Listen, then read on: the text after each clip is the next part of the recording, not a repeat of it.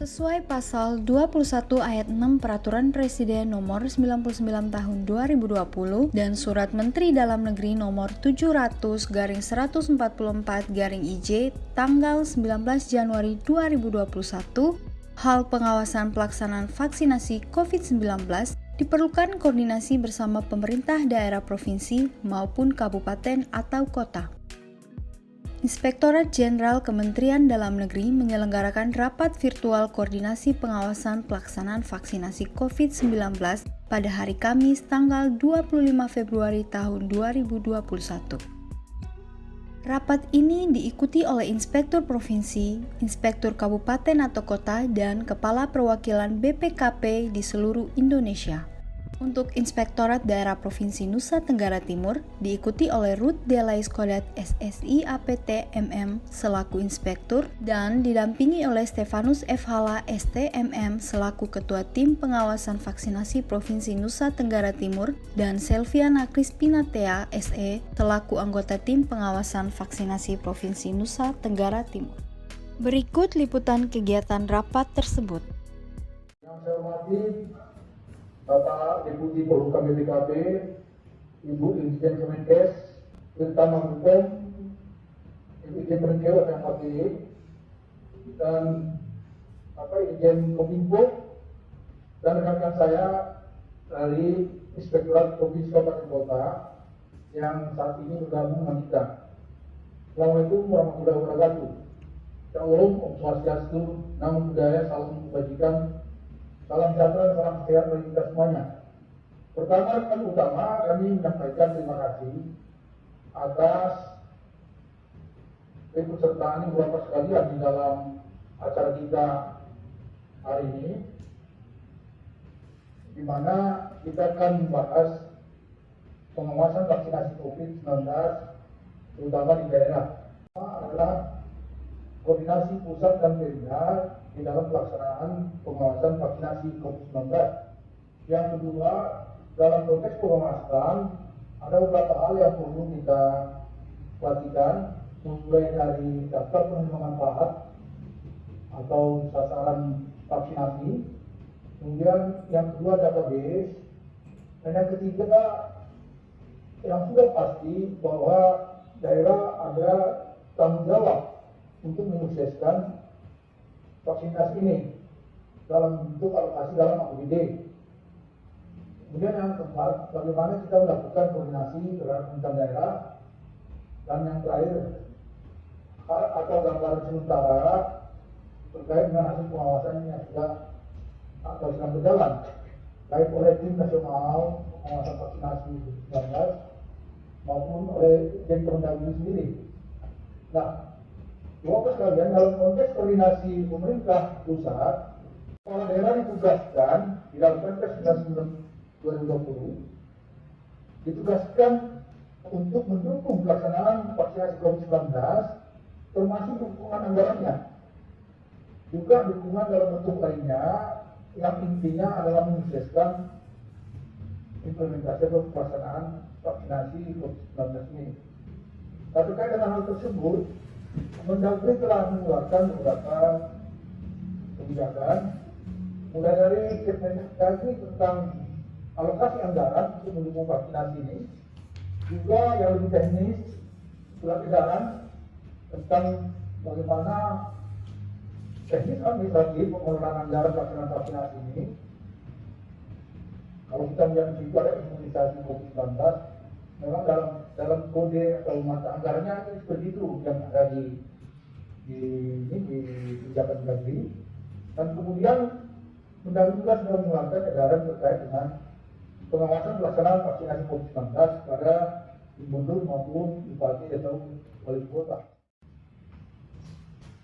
Jadi Bapak Ibu sekalian, pelaksanaan vaksinasi sampai kemarin sampai pukul 2 untuk dosis pertama itu sudah mencapai 93%. Jadi 1,4 juta nakes yang menjadi sasaran. Dan untuk dosis kedua masih setengahnya, yaitu 56%. Nah, kalau kita lihat Bapak Ibu, ini juga menjadi perhatian kami di Kementerian Kesehatan masih ada kumulatif kasus yang batal untuk vaksinasi. Batal vaksinasi. Dan pertama, kalau kita lihat di awal Februari cukup tinggi ya, mulai dari Januari itu cukup tinggi, terjadi banyak pembatalan. Tetapi begitu dari Itagi ya, memperbolehkan beberapa penyakit komorbid ya, dengan ada catatan-catatannya ini, maka akhirnya yang batal ini dan yang tunda ini menjadi lebih landai atau lebih rata. Syarat lansia tadi yang disampaikan oleh Pak Dirjen itu 3 juta, ini tentu jauh lebih besar dari SDM yang kemarin di bulan Januari dan Februari ini yang menjadi sasaran kita.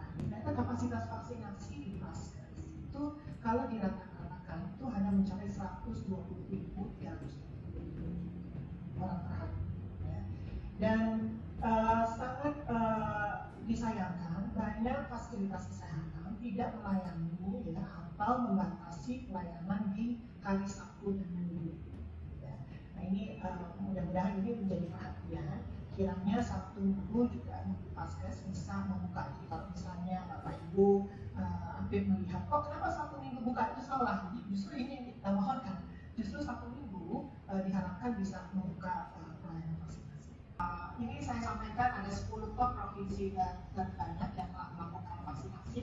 Jawa Timur, ya, kemudian Jawa Tengah, Jawa Barat, dan yang terakhir Jogja. Ini adalah 10 provinsi yang telah melakukan vaksinasi secara progresif. Untuk 10 top kabupaten kota itu mulai dari kota Surabaya sampai akhirnya di kota Sleman. Mengeluarkan emergency use authorization untuk 2 produk, 3 produk ya. Yang pertama adalah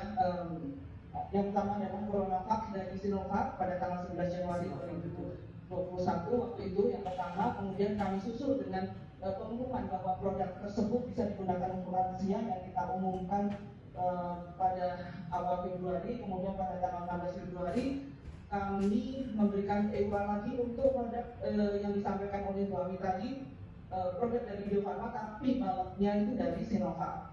Kemudian yang terakhir pada tanggal 22 Februari Badan POM mengeluarkan EUA untuk produk AstraZeneca. Ini yang yang sudah kami lakukan. Lalu kemudian apa yang kami lakukan terhadap produk vaksin ini? Ya, tentu saja kami mempunyai PPUPP yang ada di seluruh Indonesia yang ada di provinsi, 33 provinsi untuk Kalimantan Utara belum. Kemudian ada 40 kabupaten kota di seluruh Indonesia. Nah ini mungkin Bapak Ibu bisa lihat bagi yang ada di seluruh Indonesia, ini adalah tingkat provinsi. Jadi capaian instalasi farmasi pemerintah di provinsi. Kalau dilihat ada warna ya, ini ada warna pink, kemudian ada warna hijau sesuai dengan keterangannya. Jadi ini adalah jumlah temuan.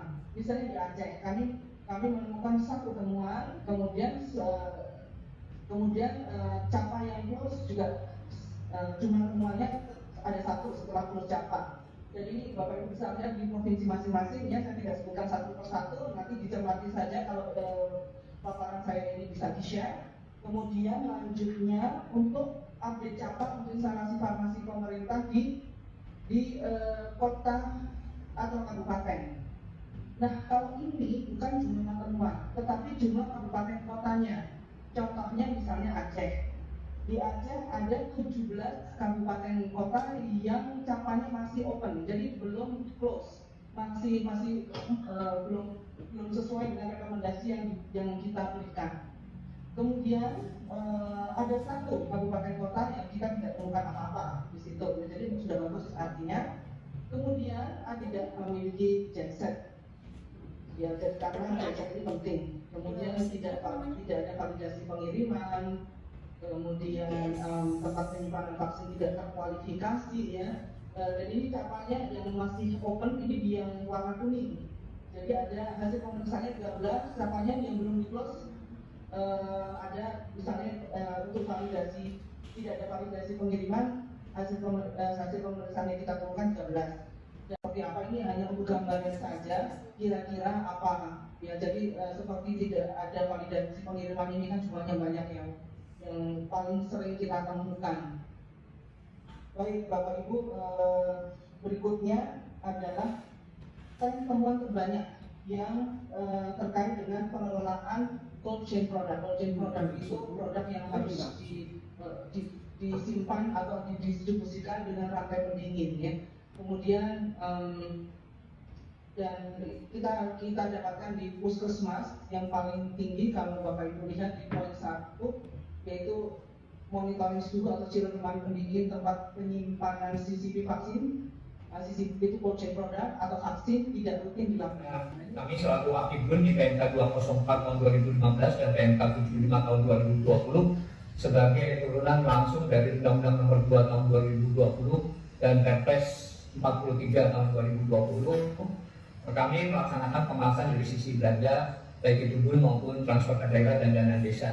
Dan kami tidak sendiri, ketika kami sudah mencairkan dana itu kementerian lembaga, maka kewenangan ada di inspektorat atau inspektorat jenderal atau apapun sebagai satuan pengawas intern di lingkungan kementerian dan lembaga, dan kemudian kami berkoordinasi dengan Ijen Kemendagri untuk sama-sama bersinergi dengan Bapak Ibu dari Inspektorat Provinsi, Kabupaten dan Kota untuk mengawal setiap rupiah yang mengalir dari APBN yang kemudian ditransfer ke daerah dan dana desa sebagai wujud desentralisasi untuk mengawal dana ini sebagai pembina dan sekaligus juga mengkoordinir seluruh pengawasan seluruh Indonesia baik pusat dan daerah, dan kami juga mengawal mulai dari perencanaan, pengadaan sampai dengan pendistribusian, pertanggungjawaban dan pelaporannya. Dan kemudian juga nanti ada auditor eksternal, pemeriksa eksternal yang dari BPK ya melaksanakan sesuai dengan Undang-Undang 15 tahun 2004. Next slide. Nah Bapak Ibu, sebagaimana diketahui bahwa saat ini anggaran untuk penanganan COVID dan pemulihan ekonomi nasional di tahun 2021 itu meningkat. Jadi kalau tahun lalu itu 695,2 triliun dengan realisasi sekitar 598 triliun. Maka untuk tahun ini angkanya menjadi 699,43 triliun. Jenderal Kementerian Dalam Negeri dengan jajarannya selaku tuan rumah rakor nasional pada kesempatan ini, yang kami hormati juga Bapak Ibu Inspektur Jenderal dari Kementerian Kesehatan, Kementerian Keuangan yang diwakili oleh Pak Patrick tadi, kemudian Kominfo, Inspektur Utama BPOM, dan juga Inspektur Jenderal Kementerian Dalam Negeri sendiri selaku tuan rumah. Bapak Ibu Deputi Kepala BPKP yang hadir pada kesempatan ini dan kami hormati dan banggakan. Secara aplikasi kita sudah memiliki secara sederhana, meskipun masih terus dikembangkan, tetapi bisa menginformasikan progres pengawasan yang sudah kita peroleh sampai dengan saat ini. Secara aplikasi nasional pun tim koordinasi pengawasan pelaksanaan vaksinasi COVID-19 di tingkat pusat ini sudah juga diberikan akses untuk bisa melihat secara real progres pelaksanaan vaksinasi yang saat ini sedang berjalan sejak tanggal 13 Januari lalu. Karena vaksinasi yang menjadi sasaran pengawasan kita sampai dengan saat ini seperti ini, tampilan yang real time disajikan. Progres sudah mungkin 97,75% ini ya tahap 1 dan 57,61% tahap 2. Ini juga kami cermati, nanti mohon izin kita akan diskusi lebih detail terhadap kontrol tower vaksin ini ya, untuk menjadi juga lingkup dari yang kita awasi. Mungkin secara detail tadi sudah disampaikan dalam slide-slide Bu Dirjen. Ini kita tampilkan saja sebagai informasi kepada Bapak Ibu sekalian, khususnya aktif di Kementerian Lembaga dan tidak. Di atas paparan Ibu Dirjen Kementerian Kesehatan bahwa vaksin pertama itu harus habis dulu karena masa kadaluarsanya adalah April 2021. Namun kami melihat dan mendokumentasikan bahwa di daerah kami masa kedaluarsa vaksin Sinovac adalah November 2023. Bagaimana Ibu menyikapi jika masih ada sisa vaksin tersebut? Lalu pertanyaan untuk BPOM dari Inspektorat Yogyakarta. BPOM telah melakukan pengawasan terkait kualitas penyimpanan vaksin di instalasi farmasi Dinkes. Apakah di Inspektorat perlu juga mengawasi hal tersebut? Apa tidak tumpang tindih dengan kalau Inspektorat juga melakukan hal yang sama? Atau mungkin Inspektorat ini hanya ingin memastikan bahwasanya tempat penyimpanannya itu sudah memadai? Apabila dilakukan pelatihan pada dasar yang lebih pendek, bahwa minta teman-teman pasien untuk menghabiskan dulu. Gitu. Sebetulnya intinya itu, karena ini adalah aset kita beli cukup mahal.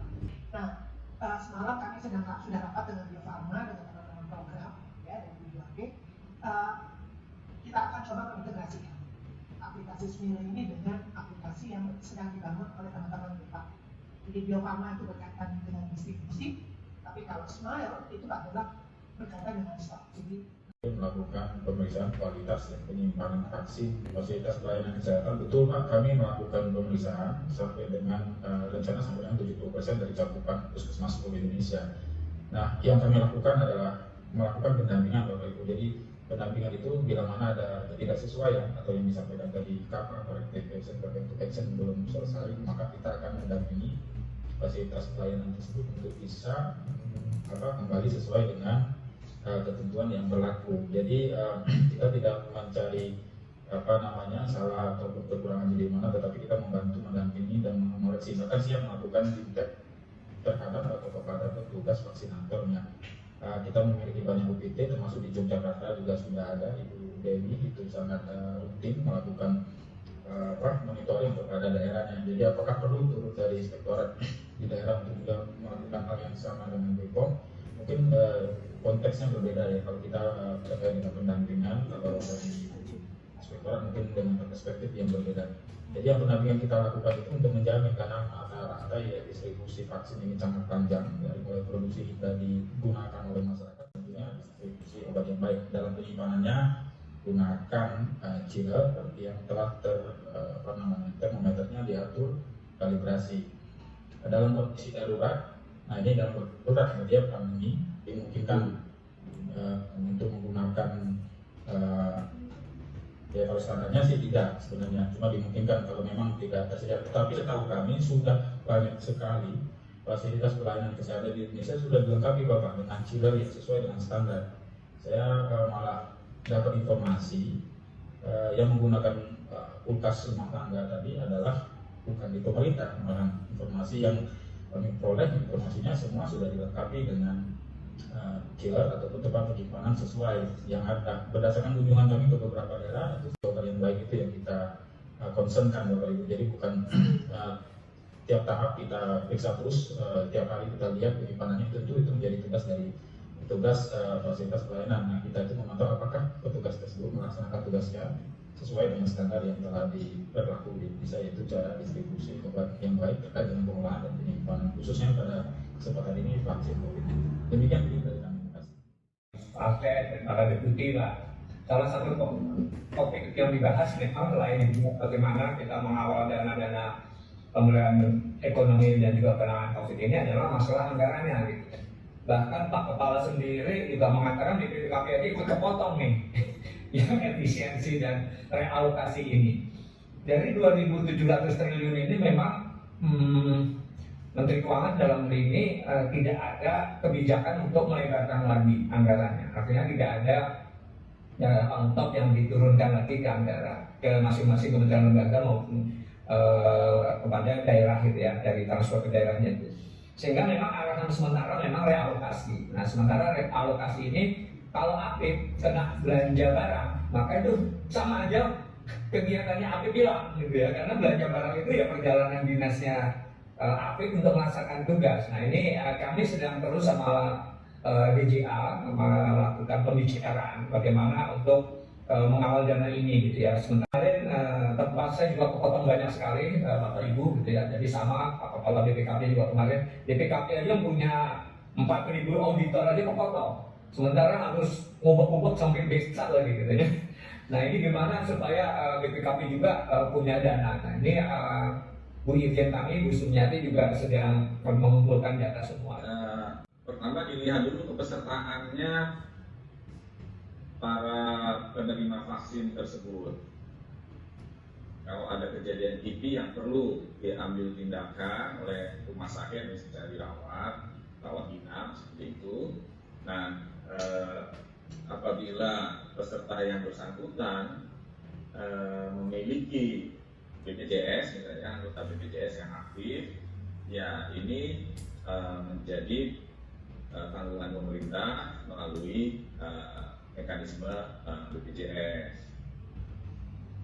Nah, yang menjadi pertanyaan oleh karena itu kan jadinya APBN Pak ya, BPJS, BPN. Nah, beban APBD-nya kan tentunya iuran kalau itu dibantu oleh APBD misalnya yang penerima bantuan.